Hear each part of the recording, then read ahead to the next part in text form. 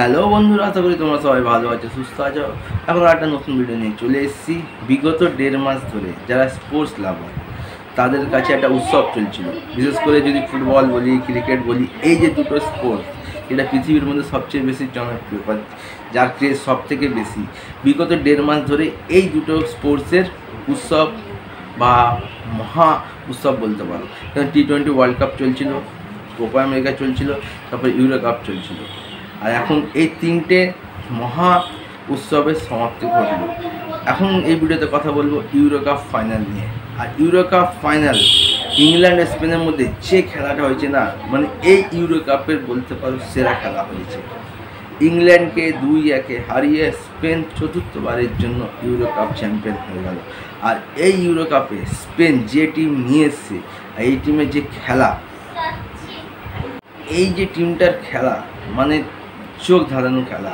Spain পুরো dominate করে এবারে ইউরো কাপ জিতেছে, কোন টিমকে হারায়নি।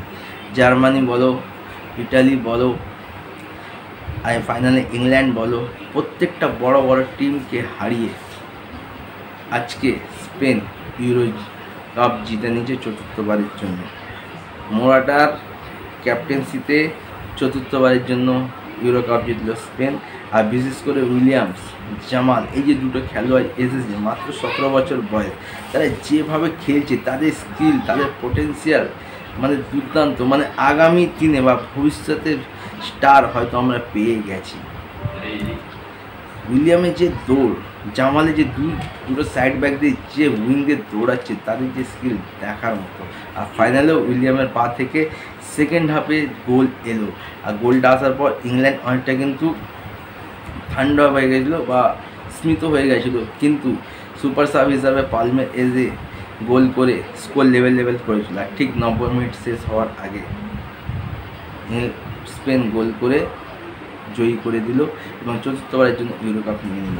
মানে এই যে স্পেনের টিম যেভাবে পারফরমেন্স করছে বা যে খেলা দেখিয়েছে, হয়তো 2026 সালে এই টিমের হাতেই হয়তো বিশ্বকাপ দেখতে পাবো। কারণ 2026 সালে ফুটবল বিশ্বকাপ, আর স্পেন যেভাবে ডমিনেট করেছে ইউরো কাপে, আর যেভাবে পারফরমেন্স করেছে, আর যে খেলাগুলো যা পোটেন্সিয়াল, মানে আমরা জানি স্পেন মূলত টিকি টাকা ফুটবল হিসেবে আমরা দেখি, কিন্তু এই স্পেনের টিকি টাকার সাথে যে স্পিড,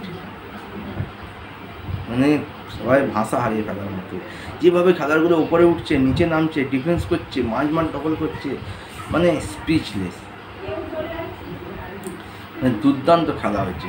কোপা ফাইনালও হয়েছে, ইউরো ফাইনালও হয়েছে, কিন্তু ইউরো ফাইনাল ইংল্যান্ড আর এই স্পেনের মধ্যে যে খেলাটা হয়েছে, সেরা খেলা হয়েছে, সেরা। মানে রাত জায়গাটা সার্থক। আর জেতার পর অবশ্যই যে সেলিব্রেশন হয়েছে সেটা দেখার মতো। আর অপরদিকে একটা কথাই বলবো, ইংল্যান্ডের ভাগ্য সত্যিই খারাপ, বিশেষ করে হ্যারি কেন। প্রতিটা নকআউট টুর্নামেন্টে হ্যারি কেনের কাছ থেকে সেরকম ভালো পারফরমেন্স পাওয়া যায় না। আর ফাইনালেও তার ব্যতিক্রম হয়নি, হ্যারি কেনকে লাস্টে তুলে নিতে বাধ্য হয়েছে কোচ। সত্যি ইংল্যান্ডের প্রতি খারাপ লাগে। প্রতি টুর্নামেন্টে ইংল্যান্ড বেশ ভালো টিম নিয়ে আসে, কিন্তু সে পারফরমেন্স করতে পারে না। যদি তোমাদেরকে ভিডিওগুলো ভালো লাগে, লাইক করো, কমেন্ট করো, শেয়ার করো। আর যদি এরকম স্পোর্টস সংক্রান্ত তথ্য পেতে চাও বা নিউজ পেতে চাও, চ্যানেলটাকে সাবস্ক্রাইব করে দিও। কারা কারা ইউরো দেখেছো, কারা কারা স্পেনকে সাপোর্ট করছিলে, কমেন্ট করে জানাতে পারো। দেখা হচ্ছে একটা নতুন ভিডিও।